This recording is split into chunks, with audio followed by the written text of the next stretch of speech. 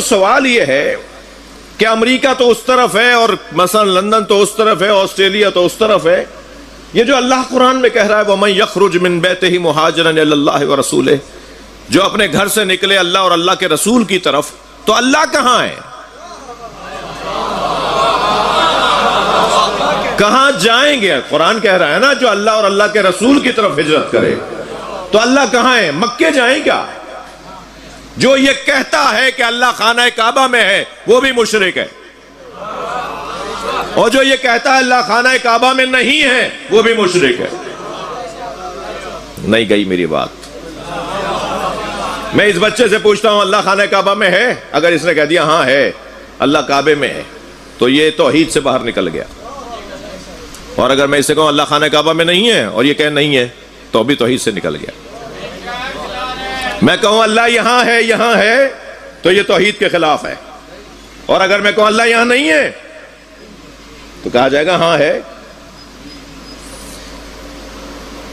اللہ میرے اندر ہے یہ کفر ہے، اللہ میرے اندر نہیں ہے یہ توحید ہے.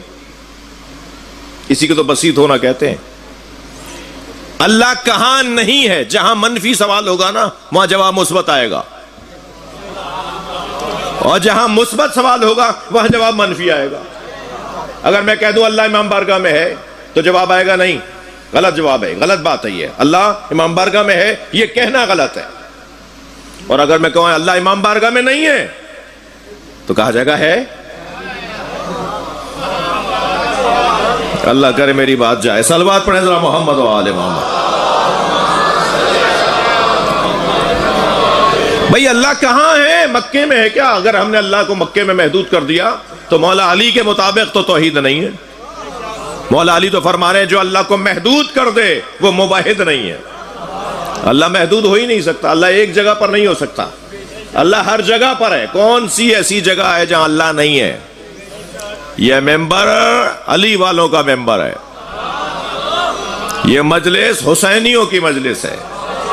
یہاں وہ توحید بیان ہوگی جو علی نے بتائی ہے، یہاں وہ اللہ سمجھایا جائے گا جو حسین نے سمجھایا ہے.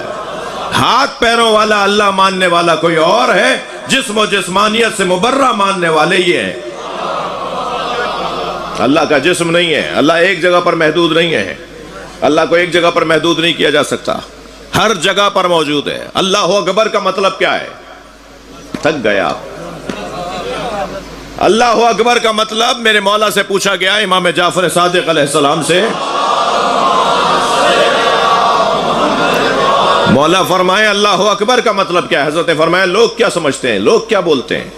اس نے کہا مولا لوگ کہتے ہیں اللہ اکبر من کل شے، اللہ ہر چیز سے، اللہ سب سے بڑا ہے. امام نے فرمایا معاذ اللہ، جو سب کو اللہ کے ساتھ مقایسہ کر کے اللہ کو بڑا سمجھ رہا ہے.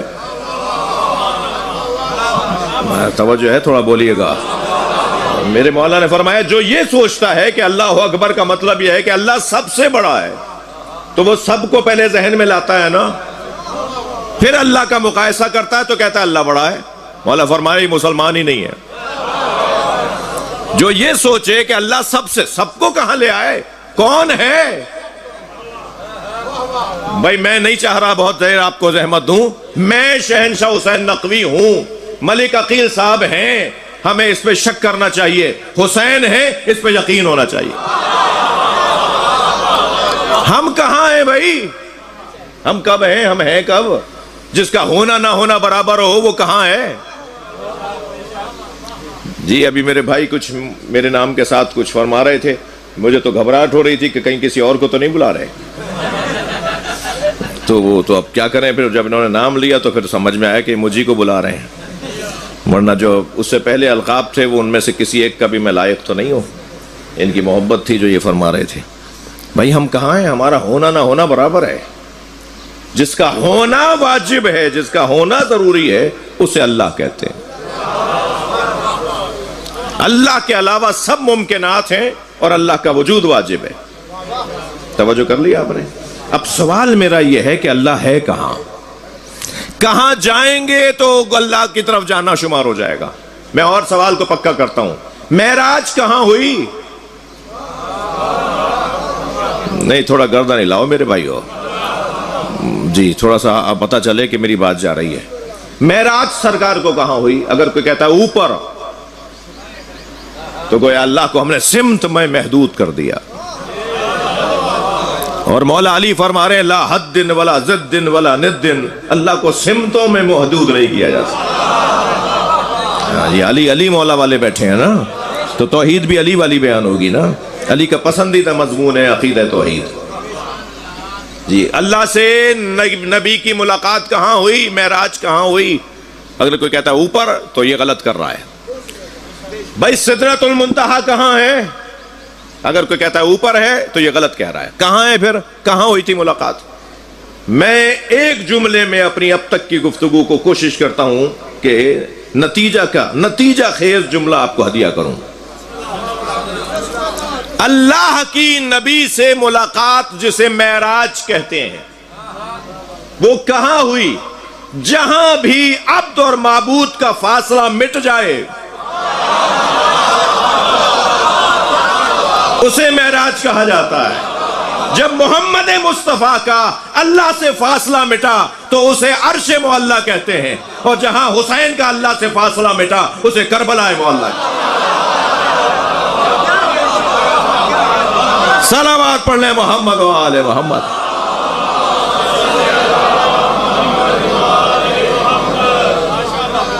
جہاں عبد اور معبود کا فاصلہ مٹ جائے.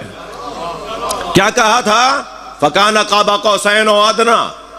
میرا سنی بھائی بھی آیا ہوا ہے مجلس میں اور شیعہ برادری بھی بیٹھی ہے. معراج سرکار کی معراج پر تو سب کو یقین ہے نا؟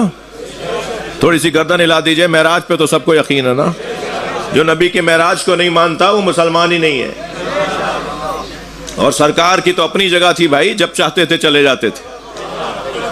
جی ان کا وہاں جانا تعجب کی بات کیا، ان کا یہاں رہنا تعجب کی بات ہے. وہ تو ان کی اپنی جگہ تھی، جب چاہتے تھے چلے جاتے تھے. وہ زمین کے رہنے والے تو نہیں تھے. سرکار دو جہاں کا وطن زمین تو نہیں تھا. وہ یہاں تو ہم پر احسان کرنے کے لیے آئے، ورنہ وہ یہاں والے کہاں تھے؟ وہ جہاں والے تھے وہاں چلے جاتے تھے، اور جب دل کرتا تھا چلے جاتے تھے. علامہ مجلسی نے 100 سے زیادہ معراجیں لکھی ہیں نبی کی. 100 سے زیادہ سفر لکھے ہیں نبی کے معراج کے. یہ جو قرآن میں بیان ہوا ہے نا، یہ آفیشل سفر تھا، یہ سرکاری سفر تھا پروٹوکول کے ساتھ. سواریاں لینے آئیں گی، آگے پیچھے فرشتے دوڑ رہے ہوں گے. یہ آفیشل سفر تھا، ورنہ جب چاہتے تھے چلے جاتے تھے. علامہ ذیشان ادر جوادی کی 2 مصرے. ایک شب کا ذکر کیا ہے جانے والے عرش پر، ایک شب کا ذکر کیا ہے جانے والے عرش پر، تیری ساری زندگی معراج ہی معراج. جب چاہتے تھے سرکار چلے جاتے تھے. اور کہاں گئے ہیں؟ فَكَانَ قَابَ قَوْسَيْنِ أَوْ أَدْنَىٰ. تسلی دیجئے آپ تھک نہیں رہے. فَكَانَ قَابَ قَوْسَيْنِ أَوْ أَدْنَىٰ.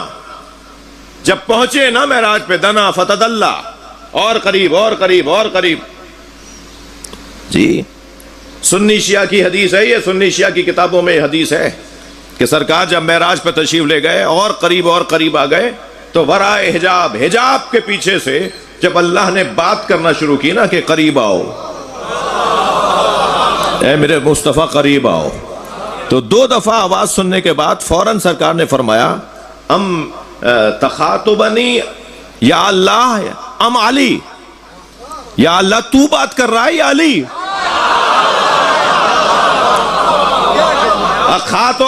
خاطبنی ام علی، اے اللہ تو مجھ سے بات کر رہا ہے یا علی بات کر رہا ہے؟ تو جواب آیا اللہ بات کر رہا ہے مگر علی کے لہجے میں.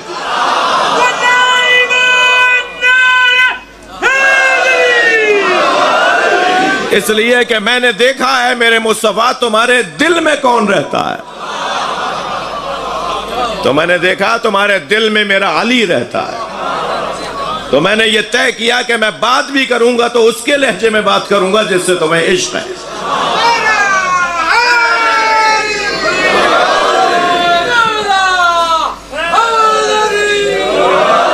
تو جب وہاں پہنچے ہیں تو فَكَانَ قَابَ قَوْسَيْنِ أَوْ أَدْنَىٰ. قرآن کہتا ہے 2 کمانوں کا. اب اگر آیت یہاں رک گئی ہوتی نا تو یہ مسلمان بڑا حضرت ہے، یہ کہتا کہ کمان 1.5 فٹ کی ہوتی ہے.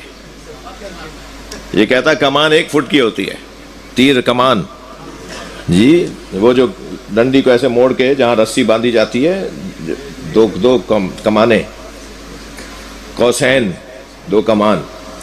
تو کہا کہ 2 کمانوں کا فاصلہ رہ گیا تھا. اگر آیت یہاں رک گئی ہوتی نا تو یہ 1.5 فٹ 2 فٹ 4 فٹ 5 فٹ کا فاصلہ بنا کے کہتا، بلکہ کیا کہتا یہ نبی کی حد ہے.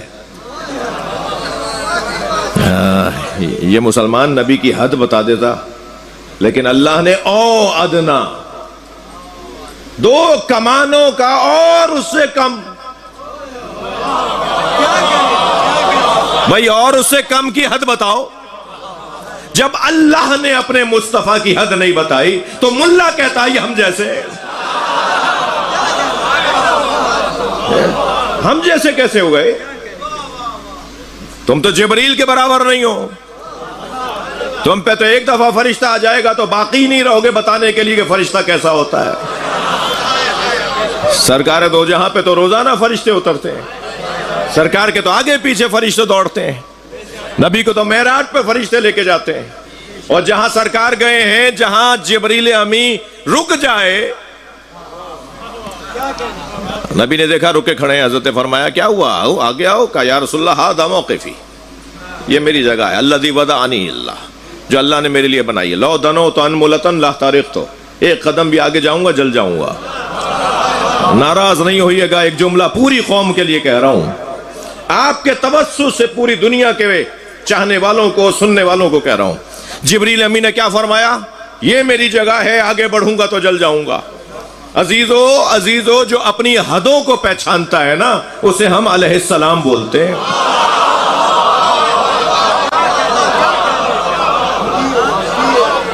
سارا مسئلہ ہی حدوں کو نہ پہچاننے کا ہے.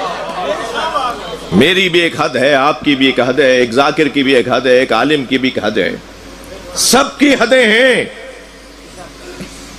لا حد اللہ کی ذات ہے اور نبی کی ذات لا حد ہے. ہمارے اعتبار سے ہم نہیں جانتے ان کی حد، ہم نہیں جانتے ان کی حد، ہمارا کام بھی نہیں ہے جاننا. جی جبریل کے تو پر جل جائیں گے، تمہاری جنت، تمہارے اعمال، تمہارا سب کچھ جل جائے گا. ہفتے اعمال کا سبب بنے گا اگر اپنے جیسا بول دیا اور بے ادبی اور توہین کی. تو کس کی طرف کہاں جا رہے ہیں؟ سفروں کی تاریخ میرے عزیزوں، میرے بچوں، میرے جوانوں، سفروں کی جو تاریخ ہے، وَمَن يَخْرُجْ مِن بَيْتِهِ مُحَاجِرًا إِلَى اللَّهِ. ایک صلوات ہدیہ کریں نبی کے ساتھ.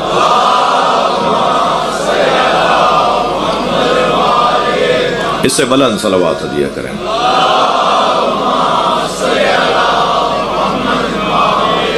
اس سے بھی بلند پڑھ سکتے ہیں آپ.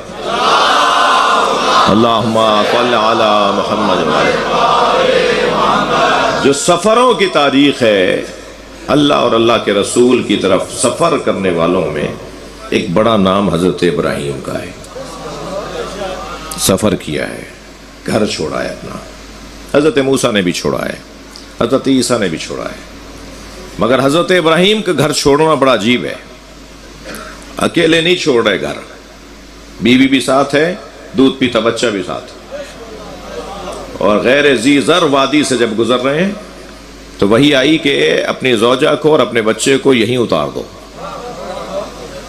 اللہ کی طرف جانے والے ایسے جاتے ہیں، اتار دو یہیں، اور دوبارہ اونٹ پر بیٹھو اور آگے چلے جاؤ، جہاں ہم کہیں گے وہاں اونٹ روکنا. اب جب بچے کو اور اپنی زوجہ کو وہاں اتار رہے ہیں جہاں پینے کو پانی بھی نہیں ہے. حضرت ہاجرہ اتری، بچے کو گود میں لے کے کھڑی ہیں، خود اونٹ پر بیٹھ کے کہنے لگے خدا حافظ.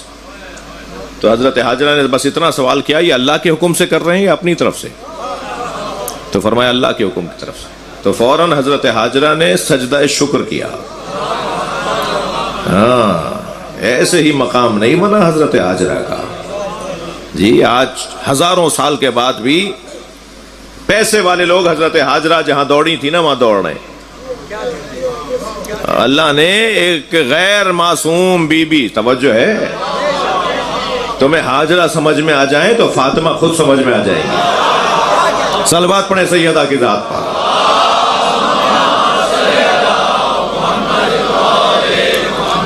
اتر آئی حضرت ہاجرہ، کچھ نہیں کہا حضرت ابراہیم سے، اپنے بچے کو گود میں لیے بیٹھی ہیں۔ کچھ دیر کے بعد اس بچے کو پیاس لگی تو پانی کہاں سے پلائیں، پانی تو تھا نہیں۔ تو دور پانی نظر آیا تو دوڑتی بھی گئیں، وہاں پر جب پہنچی تو پانی نہیں تھا۔ مڑ کر دیکھا تو وہاں پانی نظر آیا جہاں سے آئی تھیں، تو وہاں دوڑی تو وہاں پانی نہیں تھا۔ حضرت ہاجرہ نے 7 چکر کاٹے ہیں۔ کوشش کرنا میرا اور آپ کا کام ہے، برکت ڈالنا اللہ کا کام ہے۔ اگر حضرت ہاجرہ کوشش کرتی رہتی ہیں اور دوڑتی ہیں تو شاید مسلمانوں کے لیے مشکل ہو جاتا، 7 چکر کرنا مشکل ہو جاتا ہے، لیکن ایک ماں کی کوشش اور بچے کو اس کا اعزاز ملا۔ صحیح ہاجرہ نے کی، زمزم حضرت اسماعیل سے منسوب ہے۔ تو مجھے ایک جملہ کہنے دیجئے نا، محنت ماں باپ کرتے ہیں، فائدہ اولاد اٹھاتی ہے۔ ایک ماں نے محنت کی تھی، آج تک زمزم حضرت اسماعیل کے نام سے منسوب ہے۔ میرے سنی بچوں، میں آپ سے ایک جملہ کہہ رہا ہوں، بس کرو اپنے بعض لوگوں کی باتوں کو سننا کہ یہ نیاز نظر میں کسی کو کاٹ کر کھلاتے ہیں، بچوں کو ذبح کر دیتے ہیں۔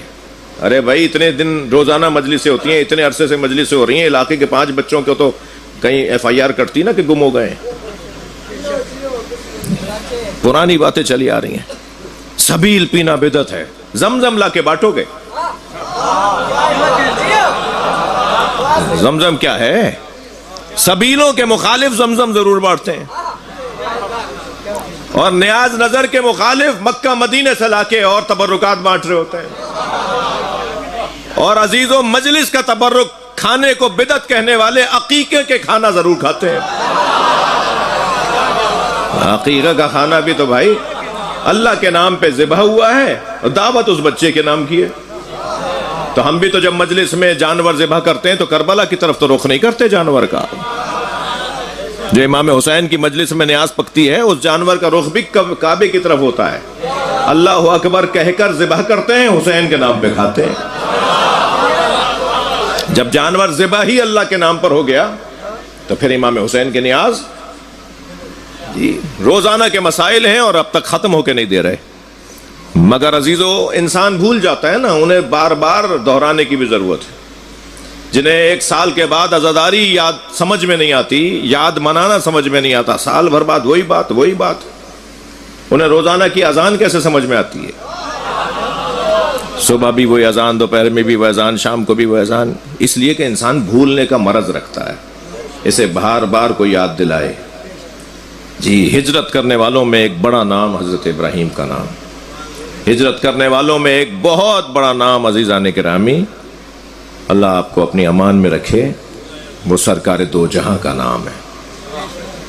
جی، چلے ہیں مکے سے مدینے کی طرف، مگر نہ مکے سے ہجرت بغیر علی کے ہوئی اور نہ مدینے میں قدم بغیر علی کے رکھا۔ مکہ چھوڑ کر جا رہے ہیں تو علی کو وہاں اپنے بستر پر لٹا کے جا رہے ہیں، فرمایا تم سو جاؤ گے تو میری جان بچ جائے گی۔ اور مولا علی نے سجدے میں سر رکھ کے اللہ کا شکر ادا کیا جو علی ایک مدت سے نبی پر قربان ہونے کی مشق کر رہا ہے۔ آج علی کو موقع ملا ہے کہ نبی پہ قربان ہو رہا ہے۔ بستر پہ سو گئے، ساری رات مشرک سمجھتے رہے یہ نبی ہے، ساری رات مشرک سمجھتے رہے یہ نبی ہے، اور جب چادر ہٹی تو پتہ چلا کہ علی ہے۔ اگر آمادہ ہیں تو ایک مثال دوں، بستر پر نبی نہیں تھے، اللہ اہتمام کروا رہا ہے۔ غار میں نبی تھے، اللہ مکڑی کا جالا تنوا کے اہتمام کروا رہا ہے، نہیں ہے۔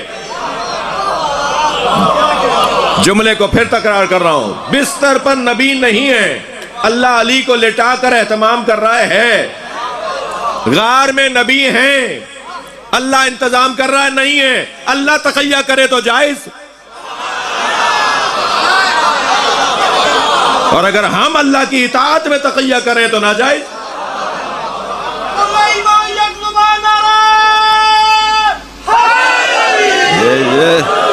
مولا علی بستر پہ لیٹے ہوئے ہیں، اب سوال یہ ہے، یہ چادر کیسی چادر ہے جو نبی پر آئے تو پوری، امام حسن آئے تو پوری، امام حسین آئے تو پوری، جناب مولا علی آ جائیں تو پوری حدیث کے ساتھ، جناب زہرا آ جائیں تب بھی پوری، یہ 1 پر بھی پوری، 5 پر بھی پوری۔ عزیزو توجہ چاہوں گا، ہمارے ہاں اردو میں ایک محاورہ استعمال ہوتا ہے، آپ کے ہمارے ہاں، ہماری آپ کی زبان میں، یعنی آپ کی زبان میں، پاکستان کی زبان میں ایک محاورہ استعمال ہوتا ہے، چادر دیکھ کر پیر پھیلاؤ۔ ہم چادر دیکھ کر پیر پھیلاتے ہیں، چادر اہل بیت کو دیکھ کر پھیلتی ہے۔ کیا کرنا ہے اسے؟